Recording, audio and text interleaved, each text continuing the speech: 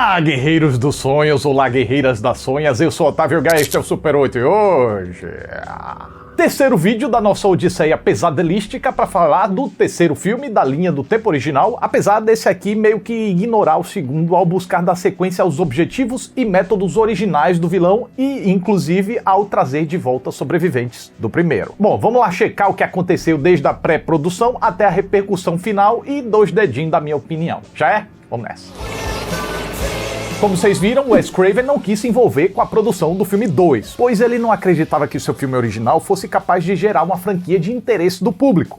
Mas, com o sucesso de bilheteria de A Hora do Pesadelo 2 superando o original em território estadunidense, pelo menos, o homem se animou em voltar para a criação de A Hora do Pesadelo 3, Os Guerreiros dos Sonhos. Até porque, como o segundo foi uma queda drástica em qualidade, ele sentiu que precisava dar uma arrumada na casa. Então ele trouxe uma ideia e escreveu um rascunho com Bruce Wagner, que trazia o Fred invadindo o mundo real para assombrar a equipe responsável pelo filme original. Os executivos gostaram do texto, mas não amaram, e aí sentiram que estava faltando mais tensão, mais risco, e meio que estava dando uma estragada na galinha de ovos de ouro deles. Porque a intenção do Wes Craven era acabar com esse negócio logo de uma vez por todas. Eles não, eles queriam continuar, e o roteiro do Craven lá com o Wagner não dava muita margem para isso. Aí apareceram 2 jovens cineastas promissores com boas ideias para aprimorar o tal roteiro. Eram eles Chuck Russell e o futuro indicado ao desinibido de ouro, Frank Darabont. Escreveram lá a bagaça, porém a nova versão do roteiro desses iniciantes era meio ousada e custaria uns 20 milhões de dólares para ser produzida. Então eles tiveram que dar uma enxugada nas viajadas para tudo caber num orçamento de 4,5 milhões. Um dos roteiristas, o Chuck Russell, ficou encarregado de dirigir, mas a estreia dele na função foi meio tensa, porque a pouca experiência fez com que ele não soubesse lidar muito bem com as necessidades do elenco, prazos apertados, atrasos, ordens excessivas vindas de cima e muitos efeitos complicados de se realizar. O que salvou foi que ele era um profissional muito detalhista, dedicado e insistente e conseguiu tocar o projeto com a faca nos dentes. Assim, voltando Robert Englund e também a Heather Langenkamp como a Nancy para se unir a um time de jovens atores liderados pela estreante, mas futura vencedora do inoxidável naturista, Patricia Arquette, o terceiro, A Hora do Pesadelo, foi o primeiro filme da New Line Cinema a receber um lançamento nacional, com 1.300 salas. É que antes, como eles não tinham muita grana para fazerem muitas cópias de rolos, estreavam em cidades mais populosas no mês e só depois iam levando os rolos para outras cidades menores. E assim, a estreia aconteceu em 27 de fevereiro de 1987. No Brasilis, com aquele atrasinho de praxe, só chegou em 12 de maio de 1988. E o filme começa com a jovem Kirsten Parker construindo uma casa com palitos e jornal, enquanto houve um tutis-tutis muito alto e se entope de pó de café puro com totatola. A gente que já é iniciado nessa franquia já entende de cara. Ah, ela não quer dormir porque deve estar tendo pesadelo lá com o Capirongo. Mas acaba que não tem jeito não. A mãe dela chega, manda ela dormir e ela tem um pesadelo em que ela entra na casa da maquete dela, que é a mesma da Nancy, que também foi do Jesse depois. Nesse sonho, a Kristen tá salvando uma pirralhinha enquanto é perseguida pelo desgramento das garras de metal. E nesse trechinho aqui é bacana porque o filme incorpora aquele típico sonho que a gente corre, corre, corre, mas não sai do lugar. Mas ela finalmente consegue sair e acorda berrando.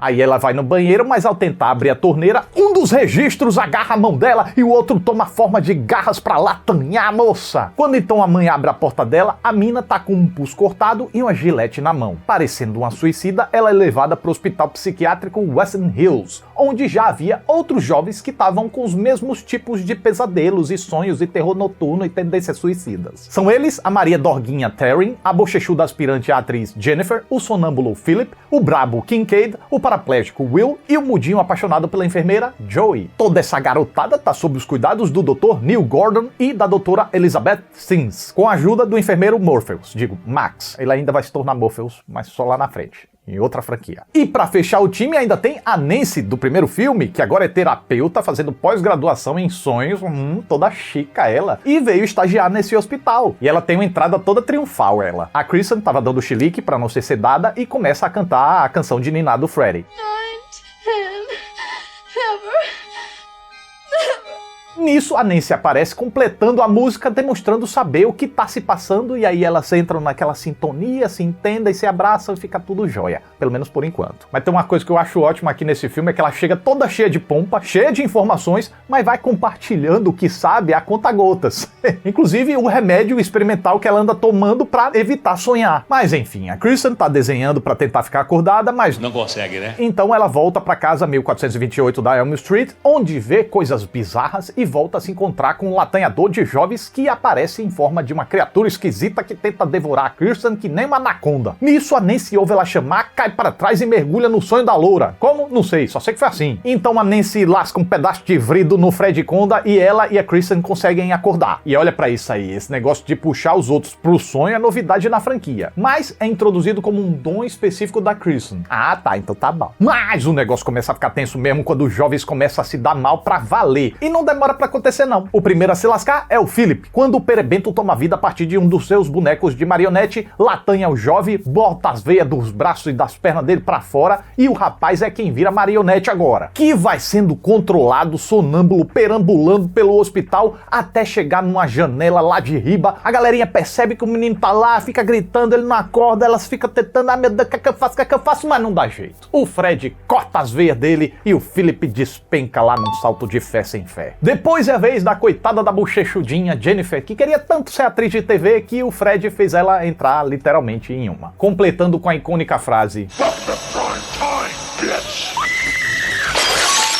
no dia seguinte, o pessoal tá borocochô, e aí, durante uma sessão em grupo, a Nancy finalmente decide contar tudo o que passou e sabe sobre o sujeito com que eles estão sonhando. Aí a gente descobre que os pais de todos eles estiveram envolvidos na morte do Freddy, ou seja, ali são os últimos adolescentes de Elm Street que fazem parte da vingança original do Freddy. Nesse momento, a gente descobre também que cada um teria um poder especial nos sonhos. Desse jeito, eles decidem fazer uma hipnose em grupo para entrar no mundo dos sonhos e conhecer esses tais poderes. Will descobre que pode se livrar da cadeira de rodas, pois ele pode andar e ainda tem poderes de mago. Não alguém sem gordura, mas que faz magia. Já a Kristen pode convocar os outros para os seus sonhos e também dar pirueta. Muito útil isso aí. Nem para ganhar nas Olimpíadas serve, porque tá dentro do sonho dela, ninguém vai ver. Kincaid vira um brucutu e dobra cadeiras. Tem ainda Taryn, que vira uma punk trevosa com canivetes e tem falas ruins. In my dreams I'm beautiful and bad. Que merda, hein? Mas o melhor de todos é o superpoder do mudinho Joey, que é o que? Consegue falar? Solta raio laser pelo nariz? Defeca dinamites? Não, ele sabe ir atrás de um rabo de saia e seduz a enfermeira Teteia, que lhe lasca um beijão de língua eterna, dispara línguas para prender os braços e as pernas dele. Mas rapaz, esse povo inventa cada fetiche, viu? Mas não, olha só, é o Fred se passando pela enfermeira Teteia para aprisionar o molecote que nem pode gritar por socorro porque ele é mudinho. Quer dizer, não é, mas ficou traumatizado, virou. E mesmo que pudesse gritar, geral ficou preso num air fryer gigante. Como? Não sei. É sonho, então pode. E aí a gente se pergunta: Ué, não eram os brabos? Cadê os seus poderes agora? Não sei, só sei que tudo iria fritar se a doutora Sims não aparecesse nessa hora, acordando geral, menos o Joey, que ficou em coma. Por causa desse incidente e por estar dando pros jovens o remédio experimental que a Nancy toma, o diretor do hospital dispensa o Dr. Gordon e a Nancy. Na saída, o doutor revê uma freira, Mary Helena, que ele tem encontrado aqui ou ali, que fica só de palavras-chave, em vez de desembuchar tudo que sabe de uma vez só. Mas agora não, agora finalmente ela vai dizer que, na década de 40, havia um manicômio ali que abrigava as mentes mais perturbadas e perigosas da região. Num certo dia, sem querer, uma jovem funcionária ficou trancada com os maníacos que violentaram ela centenas de vezes, deixando ela grávida e quase morta. O nome da moça era Amanda Kruger, sim, a mãe de Fred Krueger, que ainda estava por aí atazanando os outros nos sonhos porque o seu corpo havia sido jogado em qualquer lugar. Assim, a única forma de salvar a gurizada seria enterrando os restos mortais do sujeito para colocar o seu espírito imundo, filho de 100 maníacos, para descansar de vez. E aí, quando a Nancy recebe um aviso do Freddy no corpo do Joey, ela e o doutor decidem ir atrás do pai dela para saber onde estaria os restos mortais do vilão. O tio Peruca, que agora virou Moser Pinguço e foi rebaixado de tenente para guarda, de início faz ururu doce, mas depois que o doutor chama ele na chincha, ele decide ajudar. Assim, o doutor pega crucifixo, pega água benta e vai com o Peruca Pinguço ao ferro velho onde estariam os restos do Freddy. Enquanto isso, a Nancy precisou voltar pro hospital hospital porque a doutora Megera botou a Kristen pra dormir sedada, coitada. Ao chegar lá, Nancy faz uma sessão de hipnose com os guris pra começar a luta final. Assim, Kincaid, Taryn, Will e Nancy encontram a Kristen no mundo dos sonhos, mas logo são separados. Kristen agora sonha com Freddy cortando a cabeça da perua da mãe dela. Taryn usa seus canivetes pra dançar um risca-faca com Xexi lento, mas ele transforma os dedos em seringas cheias de dorgas, as marcas dos braços dela ganham boquinhas, umas coisas nojentas, coisa horrorosa. E o Zé Molesta concede uma overdose grátis pra guria. Mas também pudera, né? Ela ganhou poderes pra usar nos sonhos. O que é que ela fez com isso? Usou pra ganhar um moicano. Em vez disso, podia o quê? Se imaginar com a bazuca, sei lá. Depois disso, Will é caçado por uma cadeira de rodas tunada do Immortan Joe, mas que acaba destruída pela magia do mancebo. Só é uma pena que o Freddy tem a proteção contra a magia e acaba fazendo o Will ir de arrasta pra cima. Da forma mais chimbuia assim, ei, se lascou, coitado. E vamos fingir que a gente não viu essa cordinha aqui segurando ele, hein? Felizmente, os 3 jovens que sobraram se encontram e chegam na caldeira. Enquanto Nancy e Kincaid resgatam Joey, Kristen brinca de Mortal Kombat com Freddy, ela de Kitana, ele de Liu Kang. Porrada pra lá, sopapo pra cá, mas quando ele tá prestes a esganar o Kincaid, sente algo e desaparece. Mas o que seria? Pra onde ele foi? Ahá, é que o doutor e o delegado Peruca estão lá no Ferro Velho enterrando o que sobrou do Freddy. Mas se o filme até aqui vinha meio que respeitando as regras da franquia, agora vem o tipo de presepada que caga com tudo. O esqueleto do Freddy ganha vida, como no mundo real. O efeito é legal, mas ele tendo autonomia fora de sonho assim é um negócio tão apelativo, né? Mas enfim, ele empala o tio Peruca pinguço num pedaço de ferro e dá um sacode no doutor que apaga. Desta maneira ele pode voltar pro mundo dos sonhos e tenta encurralar o quarteto remanescente num corredor cheio de espelhos de onde vários Freds tentam capturar a trupe. E aí, quando todas as esperanças estão acabando, o mudinho descobre seu superpoder e solta um berro quebrando os espelhos tudo. Fim de filme? Não, porque agora o espírito do tio Peruca veio visitar a filha pra avisar que deu uma morridinha ali. Always love you. Olha, que lindo. Eita, que deu ruim pra cima da Nancy, porque era o Freddy pregando uma peça. Então ele enfia um gume nela, Kristen tenta intervir, toma um tapão, mas na hora de receber um golpe final também, a Nancy, antes de cair dura, desvia a garra do bandido pro bucho dele mesmo. Na mesma hora em que no Ferro Velho o doutor acorda, joga o esqueleto pra cova, taca a água benta e sela com um crucifixo, fazendo o Freddy virar um globo de discoteca e sumir. Acabou? Calma que tem só mais uma coisinha. No funeral da Nancy, o doutor vê a freira mais uma vez e vai atrás dela. Só pra não encontrar ela, mas encontrar o quê? Um túmulo que revela que Amanda Kruger havia se tornado a irmã Mary Helena. Ah, tudo ficou esclarecido agora, porque que essa mulher tava aparecendo pra ele. E agora sim acabou e a gente pode ir pras curiosidades. Esse terceiro capítulo foi particularmente difícil para Robert Englund, já que ele estava se dividindo entre as filmagens daqui com as da série Linha Dura, chegando a trabalhar por 24 horas sem dormir em algumas ocasiões. E aí, quando tinha uma brechinha, ele aproveitava para tirar uns cochilos onde dava. Numa dessas ocasiões, dormiu no camarim completamente maquiado, quando acordou, se olhou no espelho e tomou um susto tão grande que quase pintou a cueca de marrom. É, quem com garras assusta, com garras será assustado, olha só. Mas essa labuta pesada não impediu o homem de brilhar e ainda contribuir com alguns bons improvisos, como na morte da Jennifer, quando ele deveria dizer apenas "This is it, Jennifer. You're big breaking TV." Mas num dos vários takes mandou um o que o diretor curtiu e deu um jeito de emendar as duas falas. Nos dois primeiros filmes, o vilão é chamado de Fred Krueger. Já nesse terceiro, é o primeiro filme em que ele é chamado de Freddy Krueger, que é tipo um Fredinho nosso. É que a galera aqui já tava mais íntima e se permitiu chamar assim. A personagem Jennifer insiste que vai ser uma estrela da televisão. Por uma dessas coincidências do destino, a maioria dos créditos da atriz Penelope Sudrow são em séries e filmes feitos pra TV. Já Ken Sagoes não tava muito afim de fazer o teste pro papel de Kincaid não, mas acabou sendo convencido por seu agente. Aí no dia do teste ele pegou chuva no caminho, tomou um chá de espera da gota de horas na audição, e quando chegou a vez dele, o diretor Chuck Russell disse: "Faça o que você quiser aí, fi." Então o ator reuniu toda a frustração daquele dia e começou a gritar e a xingar o diretor. Marrento desse jeito, deu certo e ele foi contratado. Na cena em que o Joey é capturado na cama, para ser mais fácil de filmar, o cenário foi girado para ficar na vertical. Agora, não foi tão fácil assim pro ator Rodney Eastman, porque ele precisou ficar de pé e com os braços abertos para cima o tempo todo, e teria ficado tanto tempo nessa posição que quase desmaiou, coitado. Outra que também passou por um perrengue danado já no primeiro dia de filmagens foi a Patricia Arquette. A moça tava tensa, era inexperiente e como não conseguia lembrar das falas, o pessoal ficou gravando até as 4 da manhã sem conseguir render. E aí já estavam no 52º take quando decidiram dar a cola pra ela através de cartões com as falas atrás das câmeras. Aos pouquinhos ela foi pegando a armanha, foi ficando mais tranquilo e deu bom. E apesar desse tropeço inicial, os realizadores reconheceram que a mina era promissora, além de que os moissolos do elenco estavam quase tudo apaixonados por ela e pediam conselhos pro Robert Englund pra saber se tinham chances. Será que vai? Ai, ai. Homens. O Freddy Anaconda no papel tava bacana, mas quando construíram lá, o negócio tava parecendo uma bingolona. Porque era um negócio roliço, assim, cor de pele, aí não tava muito legal, né? Aí o pessoal de arte tentou disfarçar mudando a cor rosada do bicho com uma geleca gosmenta verde.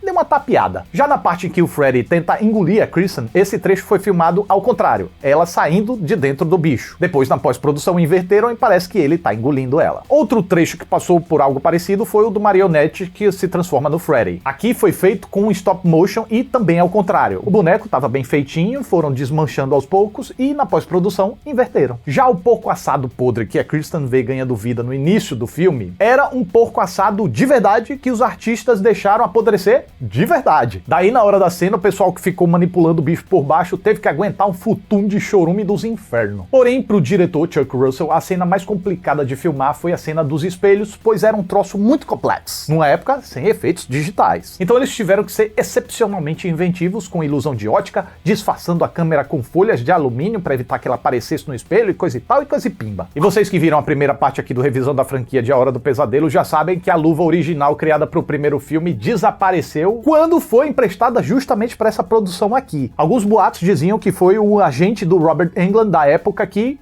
filou pra si. Mas, segundo o diretor Chuck Russell, parece que os larápios foram 2 fãs da franquia que entraram no set, se misturaram aos membros da equipe e durante o intervalo, quando não tinha ninguém olhando, saíram catando souvenirs, inclusive a célebre e preciosa luva original. E agora vamos de algumas referências. O bar, onde a Nancy e o Dr. Gordon encontram o pai da Nancy, é chamado de Little Nemos. O Nemo que a gente conhece é da Pixar lá, que se pede e o pai tenta achar, ok. Mas nessa época não tinha o Procurando Nemo. Nessa época o Nemo aqui era um personagem de histórias em quadrinhos sobre um menino com sonhos fantásticos. Já a cena em que o doutor é jogado na cova e parcialmente enterrado pelo esqueleto de Freddy é uma homenagem à dublê de corpo, em que esse ator, Craig Wasson, interpreta um personagem que é enterrado vivo também. Quanto ao filme que a Jennifer tá assistindo na TV antes de morrer, é uma outra produção da New Line Cinema chamada Criaturas. Passava muito na sessão da tarde. Então ela troca de canal e o filme que tá passando é Noite de Pânico, primeiro terror da New Line e dirigido por Jack Shoulder, que dirigiu A Hora do Pesadelo 2. Por fim, a moça troca de canal de novo e tá passando um talk show de Dick Cavett. E é um trechinho que foi filmado pro filme porque o Freddy acaba intervindo na parada. E como o Dick Cavett era um entrevistador de prestígio, deixaram ele escolher quem ele gostaria de entrevistar naquela cena. Ele escolheu a atriz e socialite Cesar Gabor por ser a pessoa mais burra e fútil que ele conhecia. Então se tinha uma pessoa que ele gostaria de ver morta pelo Freddy, seria ela. Babado fortíssimo. Na primeira aparição da Taryn, ela tá usando uma camisa do álbum Tooth and Nail, da banda de metal Dokken. Coincidência ou não, Dokken escreveu e tocou a música Dream Warriors para esse filme aqui. O clipe, que dá para ser assistido aqui mesmo no YouTube, mistura cenas do filme com trechos da banda, em alguns momentos até simulando que a personagem da Patricia Arquette está reagindo aos metaleiros. Até que eles terminam derrotando o Freddy com o poder de sua música.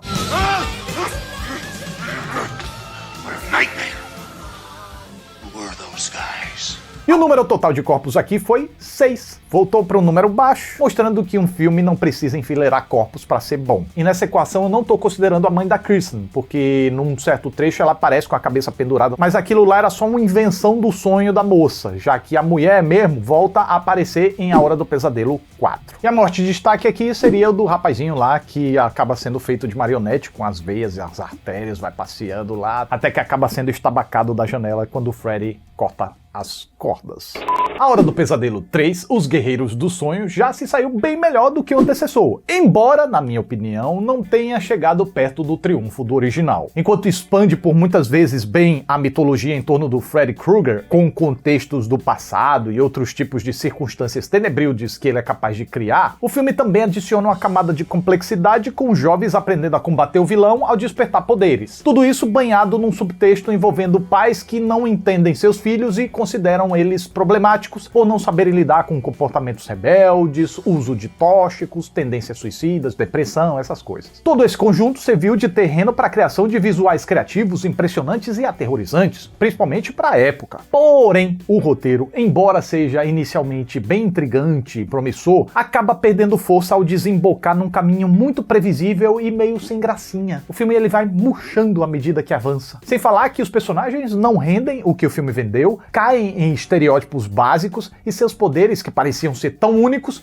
acabam sendo bem chumbreguinhas. Além de que não geram grandes coisas na prática, né? Questão essa meio que dá uma atrapalhada na nossa conexão emocional com essa galerinha, o que torna algumas cenas bem menos impactantes do que deveriam. O ritmo do filme mesmo é outro ponto controverso. Enquanto as cenas de ataques nos pesadelos são intensas, fora dos sonhos, há momentos em que o ritmo oscila, alternando entre sequências empolgantes e diálogos expositivos e ou arrastados. Pelo menos, a atuação de Robin Englund continua sendo um destaque indiscutível. A presença dele é carismática e assustadora ao mesmo tempo, cumprindo muito bem a função de representar pilares que mantêm essa franquia viva. E o fato de terem matado a Nancy foi algo que serviu para darem um pezinho a mais. Se é um filme tão sem surpresa, esse acontecimento deu uma certa surpresinha. Por isso, para mim, A Hora do Pesadelo 3 é um filme, no mínimo, ok, do início ao fim. Dessa vez, as patuscadas que não colam ficaram de fora, com exceção do esqueleto lá, que aí não fez o menor sentido e para mim se iguala à cena da piscina do filme 2. Quer dizer, só não iguala porque foi mais curto e menos exagerado aqui. Mas esse lance do esqueleto tomando vida no mundo real, não. O filme foi planejado inicialmente para ser o último da franquia, mas deixou uma portinha aberta ali com a luz da maquete se acendendo no final. Porque é aquela coisa, né? Vamos encerrar, mas vamos ver como é que o público reage. Vai que dá muito certo financeiramente e vale a pena voltar. Resultado, superou os 2 primeiros filmes com 44,8 milhões no Estado Unido. Eu não achei os dados do resto do mundo todo, mas já dá pra imaginar que foi bem bom também, né? E com isso, a New Line percebeu que a sua galinha de ovos de ouro ainda era muito fértil. Por isso, já tratou de providenciar mais uma sequência já pro ano seguinte. Agora já voltaram a ficar com pressa. A Hora do Pesadelo 4, O Mestre dos Sonhos. O que a gente vai ver no próximo vídeo desse quadro, a parte 4, na próxima semana.